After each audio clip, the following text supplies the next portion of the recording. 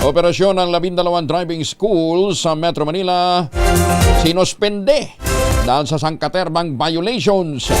Detalye na balita mula kay Bal Gonzales sa RH5. Bal, good morning.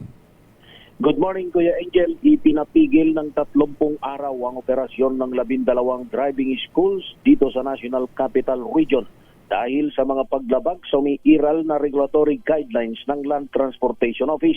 Ito'y kasunod ng irregularidad sa pag-i-issue ng Practical Driving Course Certificates of Completion sa investigasyon ng LTO. Tahas ang nag-release ang mga ito ng certification sa mga nag-aaral magmaneho kahit hindi naman sumailalim o ang ilan na hindi nakakumpleto ng 8 oras na practical driving course. Kiit ng LTO, isa itong malinaw na fraud, misrepresentation, irregular use of accreditation at hindi pagsunod sa regulasyon kasabwat ang kanilang mga driving instructors.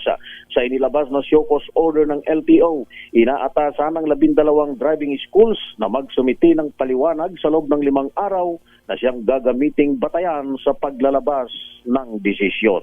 Ako si Bal Gonzales, DZRH, una sa Pilipinas, una sa Pilipino. Maraming salamat, Bal.